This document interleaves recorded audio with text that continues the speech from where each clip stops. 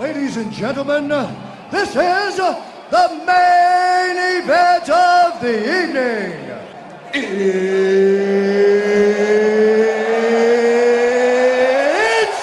time! Oi, seres humanos, tudo bem com vocês? Meu nome é Marta. Hoje a gente vai falar de uma coisa muito legal. Bom, tudo na biologia é muito legal, né? Porque a biologia é muito linda, então tudo é muito legal. Mas hoje a gente vai começar o grupo do Filocordata, mas o grupo dos gnatostomados. O que significa isso? São os bichos que têm mandíbula, tá?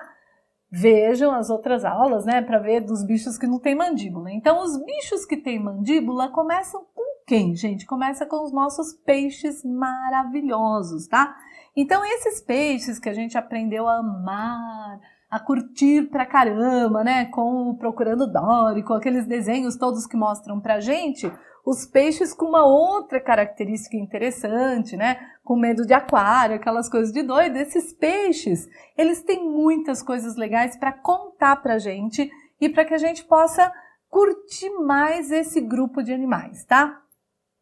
Primeiro, gente, pensem isso aqui, nós temos mais ou menos 25 mil espécies de peixes. Aqui no Brasil, gente, os nossos rios, eles mantêm a maior biodiversidade de peixes de água doce que nós temos aí no planeta, tá? Na nossa bacia do Amazonas. Então, quem é do Amazonas que conhece essa diversidade de peixes de água doce, nossas bacias do centro aqui, né, do Pantanal, o que a gente tem de peixes de água doce, assim, espécies maravilhosas, né? E é interessante a gente ver porque peixes variam muito de tamanho, de formato, de coloração, tá? Eu tenho peixes desde um peixinho pequenininho, como os lambarizinhos, até peixes enormes, como, por exemplo, os grandes animais da Amazônia, né? Que peixes enormes que a gente tem na Amazônia. E aí, o que acontece? Eu tenho toda essa variedade, tá? E esses peixes, eles são subdivididos em dois grupos. Os peixes que têm esqueleto cartilaginoso, que nós chamamos de condrictes, tá? Olha o meu tubarão aqui, que lindo, né? Então, o condricte, ele tem uma coisa bem interessante, que é uma boca mais ventral e você visualiza as fendas branquiais, tá? E os osteíctes, gente, obviamente, a maior parte dele tem uma boca mais frontal. E nós temos o que, gente? Nós temos as fendas branquiais recobertas por uma guelra, né? Por uma estrutura que protege essas fendas branquiais, tá? E obviamente que o esqueleto deles é feito de ossos, né? Ou seja, de tecido ósseo, enquanto os condrictes de tecido cartilaginoso, tá? Os grupos dos condrictes, quem são, gente? Tubarões, raias, tá? São os conhecidões aí do grupo dos condrictes. E os osteíctes, gente, todos os outros que vocês devem conhecer, né? Então, quando você, no desenho, né, do Procurando Nemo, por exemplo, você vê o Nemo, a Dory, eles são o quê, gente? São peixes ósseos, tá? E, claro que você tem os tubarões também, as raias, né? O tio Raia, que é lá, o professor, que é o quê, gente? É um condricte, tá? Então, quando você bate o olho assim, você consegue perceber os bichos que são cartilaginosos e os bichos que são ósseos. Os dois variam tamanho, variam cores, variam espécies, tá? Então, nós temos uma diversidade muito grande desses animais. Bom, o que tem de interessante aí, gente? Nós temos algumas adaptações que têm que ser específicas para esses bichos, tá?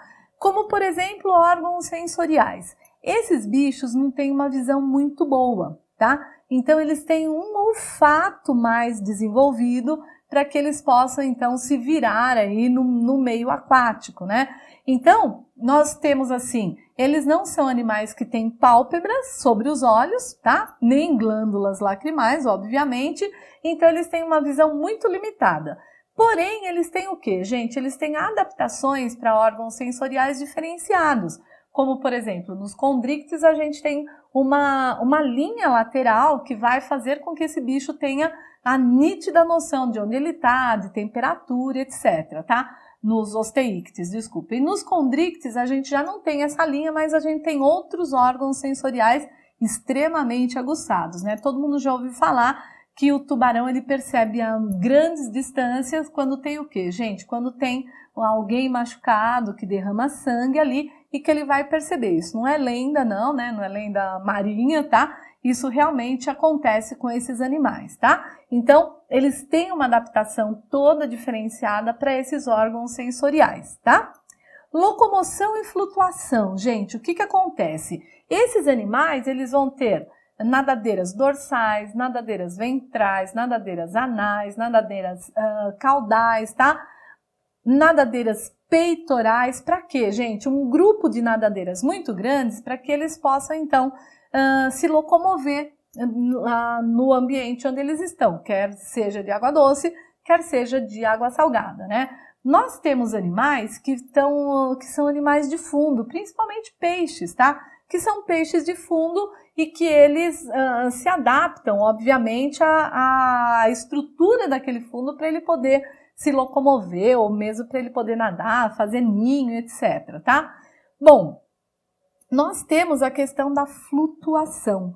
Esses bichos têm que ter um processo para flutuação que permite ele mais profundo ele emergir, tá? Então, o que acontece? Nos peixes ósseos, nós temos uma estrutura chamada de bexiga natatória, que é, na realidade, um órgão como uma bexiga mesmo, tá? Que ele vai se encher ou esvaziar de ar, obviamente, e permitir a flutuação desses bichos.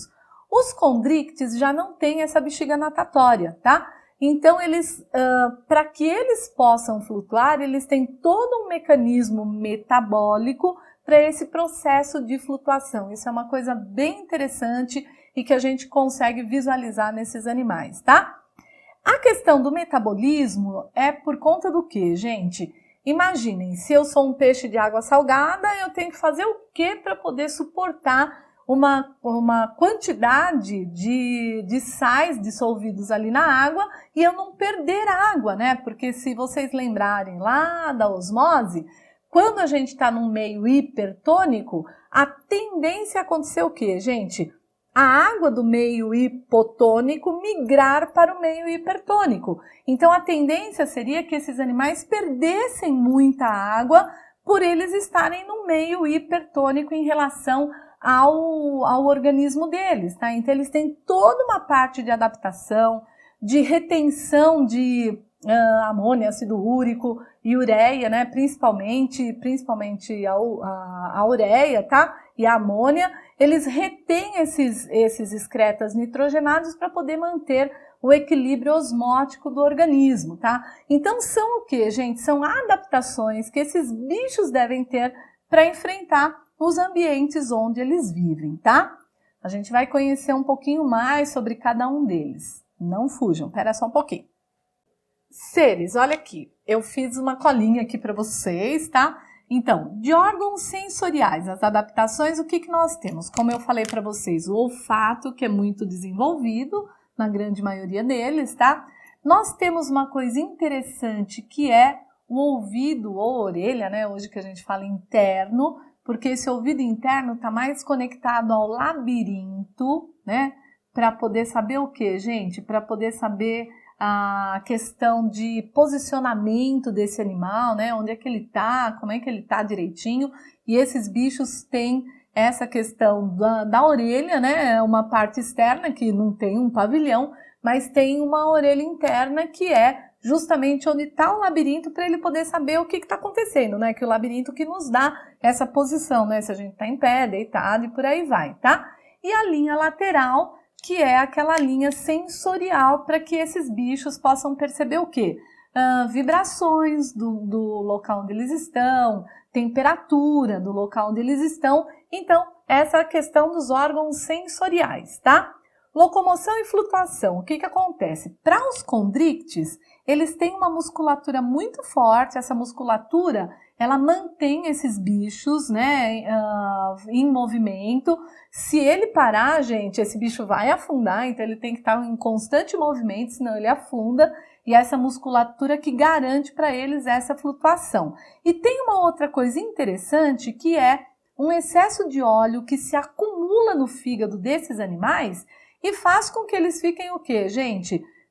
Com que eles fiquem menos densos, obviamente, e eles acabem flutuando, né? Facilitando o processo de flutuação, já que os peixes cartilaginosos não têm bexiga natatória, né? Então, como eu falei para vocês, a bexiga natatória só está nos peixes ósseos e que mantém, então, esse processo de flutuação. E a outra questão do metabolismo, né? Eu falei para vocês a questão dos líquidos, mas nós também temos uma questão de temperatura. Para esses bichos, a gente já vai ouvir falar em animais homeotermos e animais pecilotermos. Então, os peixes são animais o quê? Pecilotermos. Tá? O que significa isso, gente? Que eles têm temperatura do corpo que depende do ambiente para ela poder sofrer as alterações, né? Então, esses animais não conseguem manter a temperatura do corpo constante. Não é como, por exemplo, aves e mamíferos, que são os ditos animais de sangue quente, né? Que nós conseguimos manter a temperatura do nosso corpo. Esses bichos não. Então, eles sofrem muita influência do ambiente para poder fazer a manutenção do seu corpo. Então, nós temos peixes que se adaptam bem a ambientes frios, peixes que se adaptam bem a ambientes quentes. Mas não é porque eles têm temperatura do corpo que é variável que eu vou pegar um bicho lá da Amazônia e vou botar esse bicho lá na Antártica, né? Ele vai morrer com certeza, tá? Por quê? Não é que ele se adapta, que ele vai se adaptar e não vai morrer. Porque o metabolismo desses bichos, né, de água quente, de águas frias, esse metabolismo é adaptado para esse processo, tá? Então, anotem aí que essas são as adaptações que a gente tem desses bichos para aguentar os locais onde eles vivem, para que eles possam viver bem, tá bom? Vamos conhecer agora um pouquinho de cada um deles. Pronto, agora sim. Agora sim. Seres, então olhem só. Os peixes cartilaginosos, que são assim fantásticos, né? Como eu desenhei aqui um tubarão, uma raia, né? Mas a gente também tem os cações, tá? Não esqueçam disso. Eles têm, obviamente, né, a característica que é o esqueleto cartilaginoso. Lembre-se que eles têm que flutuar, então a cartilagem ela é mais leve do que o osso. E aí eles usam esse mecanismo também para o processo de flutuação, tá? Tanto num tubarão como numa raia, nós temos os olhos e a narina, tá vendo? Os olhos aqui, isso daqui é uma visão dorsal, né? Se você estivesse vendo o ventre da raia, você também veria as narinas bem aqui na região anterior, tá?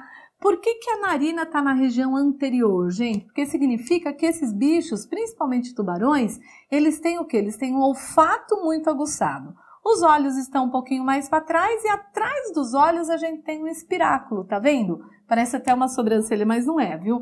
O espiráculo é um local de entrada de água também para esses animais, tá? Então, esses animais tanto entra água pelo espiráculo, como entra água pela boca, né? Então, nós sabemos que a água entra pela boca e sai através das fendas branquiais, tá?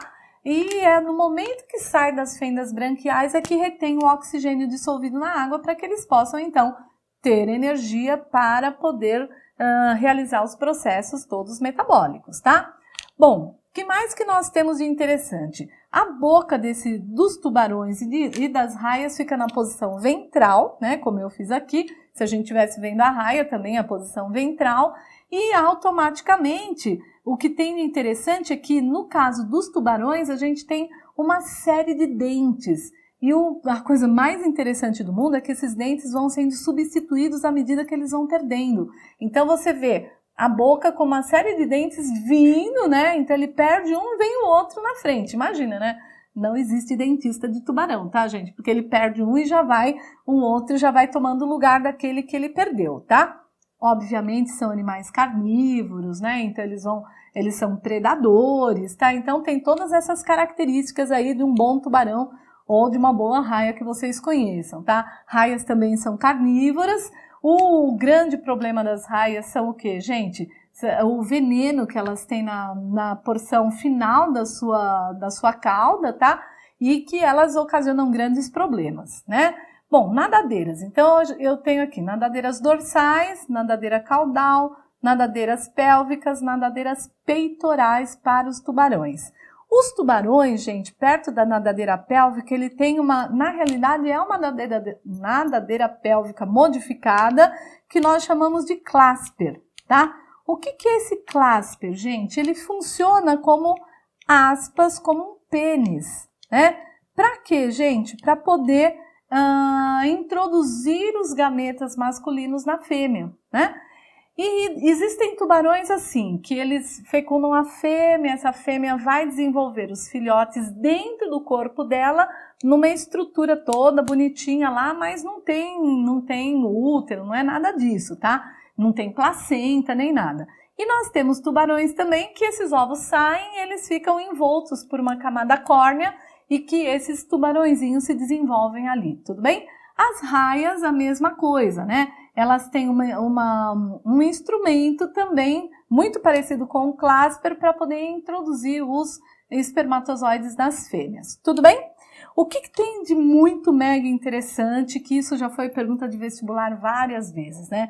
Qual é a semelhança que um tubarão tem com um humano, por exemplo, né? Olhem isso daqui que eu desenhei aqui em cima, gente. Isso daqui não é dente. Isso daqui é a escama placoide do tubarão, tá? E olha que interessante, tem esmalte, tem vasos sanguíneos, tem toda uma polpa. Essa escama, ela tá como, gente? Ela está muito, muito inserida na parte dérmica do animal, né? Não é que nem escama de peixe ósseo que você vai lá, retira tudo direitinho, não. Então, já foi pergunta várias vezes em vestibular, assim, que semelhanças que a gente tem com tubarão, alguma coisa nesse sentido, que órgão, né? Então, essa escama placoide é semelhante ao nosso dente, que também tem esmalte, que também tem os vasos, que também tem essa polpa desse dente, né? Isso daqui é uma escama de tubarão, gravem isso aí, tá? Gente, tem muita coisa para falar de tubarões, de raias, etc., mas o principal para que vocês possam conhecer é isso aqui. Vamos falar um pouquinho dos ossos agora. Seres, então, ó, peixes ósseos, que são também animais extremamente interessantes, como eu falei para vocês, cores, tamanhos, variação, né? Isso é, assim, fantástico, mas eles obedecem um padrão também, tá? Então, nós temos lá as nadadeiras dorsais, né? Então, essas duas nadadeiras são dorsais, só que nós temos o quê? Uma dorsal anterior e uma dorsal posterior, tá? E às vezes, gente, essa nadadeira, ela tem uma estrutura óssea conectada, obviamente, ao corpo do animal, aqui extremamente conectada, né? E às vezes ela até chega a machucar as pessoas, tá? Nós temos nadadeiras peitorais, né? Uma de cada lado, nadadeira pélvica, uma só, nadadeira anal, uma só. Aí nós temos, gente, é interessante que a gente tem um orifício que é o orifício para reprodução, né? Que é um orifício de liberação de gametas masculinos e femininos, que existem animais que têm fecundação externa e existem animais com fecundação interna. E nós temos um orifício aqui que é o ânus, tá, gente? Então, nós temos os dois orifícios. Diferente dos tubarões e raias, que nós víamos o quê? A cloaca. Lembrem-se sempre que cloaca é o quê, gente? É uma abertura única, onde você tem, né, uma bolsa desembocando tanto a parte de sistema digestório como de reprodutor, mas para o meio é uma única abertura.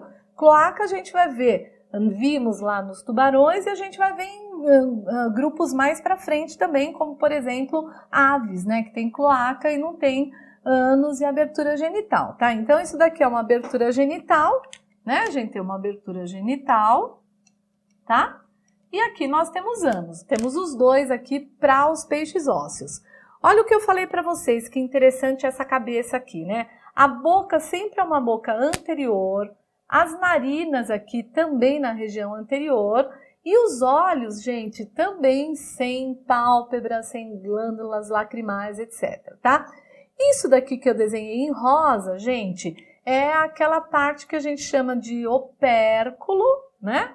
Ou guelra, tá, gente? As Eita, guelras. Então, as guelras, tá? Que são essas estruturas aqui que recobrem as brânquias e, como eu já falei, né? A água entra pela boca, sai pelas brânquias e essa estrutura que é a guelra, ela levanta, tá? Para essa água poder sair, beleza? Então, isso é uma coisa característica de peixe ósseo.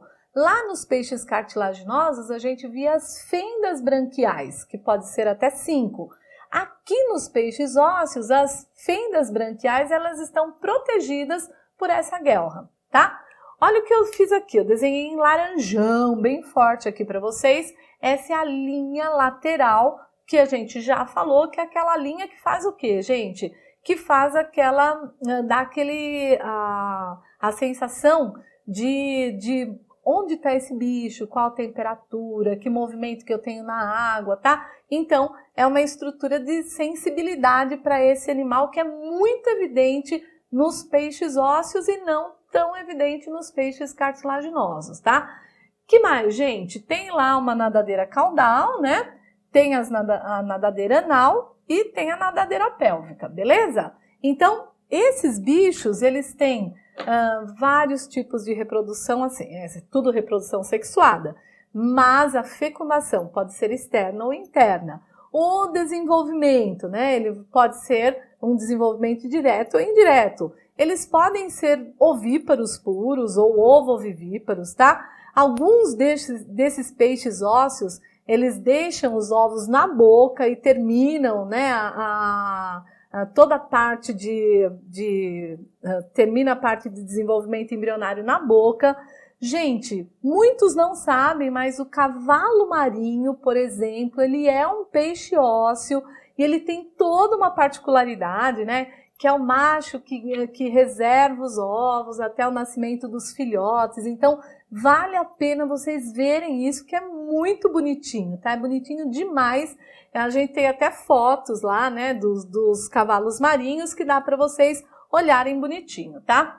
Curiosidade aqui, a piramboia, que é esse peixe que eu deixei aqui do ladinho para vocês, tá? É um peixe da bacia do Amazonas e é um peixe pulmonado.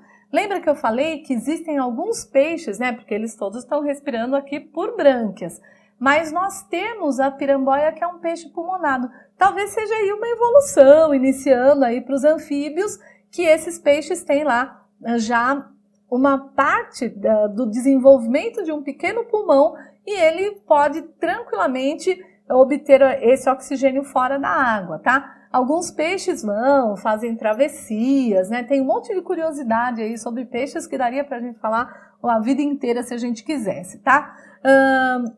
Os peixes, de maneira geral, são extremamente importantes porque eles estão na alimentação do ser humano, estão na alimentação de outros bichos, né? Nós temos toda uma cadeia alimentar que está conectada a essa questão dos peixes, tá? Nós temos os berçários marinhos, que são os manguezais, onde muitos peixes vão lá, botam seus ovos e aí que eles saem para o mar.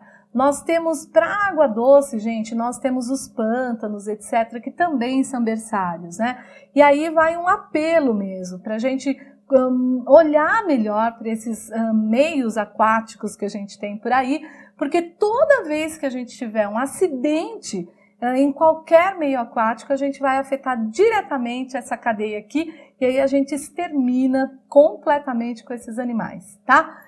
Fica aí um toque para vocês do que aconteceu lá em Mariana, por exemplo, né, com o Rio Doce.